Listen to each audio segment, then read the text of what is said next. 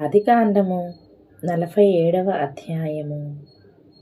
యోసేపు వెళ్ళి ఫరోను చూచి, నా తండ్రియు నా సహోదరులను వారి గొర్రెల మందలతోనూ వారి పశువులతోనూ వారికి కలిగినదంతటితోనూ కనాను దేశము నుండి వచ్చి గోషెనులో ఉన్నారని తెలియచేసి తన సహోదరులందరిలో 5గురిని వెంటబెట్టుకొని పోయి వారిని ఫరో సమక్షమందు ఉంచెను.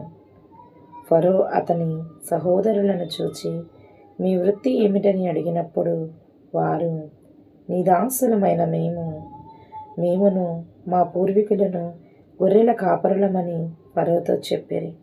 మరియు వారు, కనాను దేశమందు కరువు భారముగా ఉన్నందున నీ దాసులకు కలిగి ఉన్న మందలకు మేత లేదు గనుక ఈ దేశంలో కొంతకాలమునుటకు వచ్చితిమి. కాబట్టి గోషెను దేశంలో నీ దాసులు నివసింప సెలవిమ్మని ఫరోతో అనగా, ఫరో యోసేపును చూచి, నీ తండ్రియు నీ సహోదరులను నీ యొద్దకు వచ్చి ఉన్నారు. ఐగుప్తు దేశము నీ ఎదుట ఉన్నది. ఈ దేశములోని మంచి ప్రదేశమందు నీ తండ్రిని నీ సహోదరులను నివసింప చేయుము.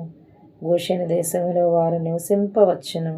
వారిలో ఎవరైనా ప్రజ్ఞ గలవారని నీకు తోచిన ఎడల నా మందల మీద వారిని అధిపతులుగా నియమించమని చెప్పాను. మరియు యోసేపు తన తండ్రి అయిన యాకోబును లోపలికి తీసుకొని వచ్చి ఫరో సమక్షమందు అతని నుంచగా యాకోబు ఫరోను దీవించెను.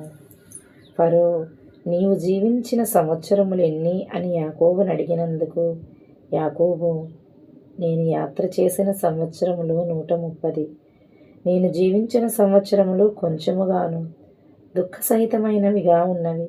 అవి నా పితరులు యాత్ర చేసిన దినములలో వారు జీవించిన సంవత్సరములన్నీ కాలేదని ఫరోతో చెప్పి ఫరోను దీవించి ఫరో ఎదుట నుండి వెళ్ళిపోయాను.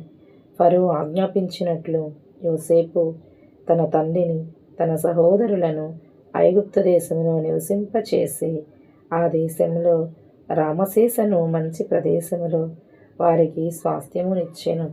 మరియు యోసేపు తన తండ్రిని తన సహోదరులను తన తండ్రి కుటుంబపు వారినందరినీ వారి వారి పిల్లల లెక్క చొప్పున వారికి ఆహారం ఇచ్చి సంరక్షించెను. కరువు మిక్కిలి భారమైనందున ఆ దేశమందంతటను ఆహారము లేకపోయెను. కరువు వలన ఐగుప్తు దేశమును కనాను దేశమును క్షీణించెను. వచ్చిన వారికి ధాన్యం అమ్ముట వలన ఐగుప్తు దేశములోను కనాను దేశములోను దొరికిన ద్రవ్యమంతా యోసేపు సమకూర్చెను. ఆ ద్రవ్యమంతటిని యోసేపు ఫరో నగరులోనికి తెప్పించెను. ఐగుప్తు దేశమందును కనాను దేశమందును ద్రవ్యము వ్యయమైన తరువాత ఐగుప్తీయులందరూ యోసేపు నొద్దకు వచ్చి, మాకు ఆహారం ఇప్పించుము, నీ సముఖమందు మేమేల చావవలెను, ద్రవ్యము వ్యయమైనది గదా అనిరి. అందుకు యోసేపు, మీ పశువులను ఇయ్యుడి, ద్రవ్యము వ్యయమైపోయిన ఎడల మీ పశువులకు ప్రతిగా నేను మీకు ధాన్యం ఇచ్చేదనని చెప్పాను. కాబట్టి వారు తమ పశువులను యోసేపు నొద్దకు తీసుకొని వచ్చిరి. యోసేపు గుర్రములను గొర్రెల మందలను పశువుల మందలను గాడిదలను తీసుకొని వారికి ఆహారం ఇచ్చెను. ఆ సంవత్సరమందు వారి మందలన్నిటికీ ప్రతిగా అతడు వారికి ఆహారం ఇచ్చి సంరక్షించెను. ఆ సంవత్సరము గతించిన తరువాత 2వ సంవత్సరమున వారు అతని యొద్దకు వచ్చి, ఇది మా ఏలిన వారికి మరుగు చేయము, ద్రవ్యము వ్యయమైపోయెను, పశువుల మందలను ఏలినవారి వశమాయెను. ఇప్పుడు మా దేహములను మా పొలములను తప్ప మరి ఏమీయూ ఏలినవారి సముఖమున మిగిలి ఉండలేదు. నీ కన్నుల ఎదుట మా పొలములను మేమును నశింపనేలా ఆహారమిచ్చి మమ్మును మా పొలములను కొనుము. మా పొలములతో మేము ఫరోకు దాసులమగుదుము. మేము చావక బ్రతుకునట్లను పొలములు పాడైపోకుండునట్లను మాకు విత్తనములిమ్మని అడిగిరి. అట్లు యోసేపు ఐగుప్తు భూములన్నిటినీ ఫరో కొరకు కొనెను. కరువు వారికి భారమైనందున ఐగుప్తీయులందరూ తమ తమ పొలములను అమ్మివేసిరి గనుక భూమి ఫరోది ఆయెను. అతడు ఐగుప్తు పొలిమేరల యొక్క ఈ చివర నుండి ఆ చివర వరకును జనులను ఊళ్ళలోనికి రప్పించెను. యాజకుల భూమి మాత్రమే అతడు కొనలేదు. యాజకులకు ఫరో భత్యములు నియమించెను. ఫరో ఇచ్చిన భత్యముల వలన వారికి భోజనము జరిగెను కనుక వారు తమ భూములను అమ్మలేదు.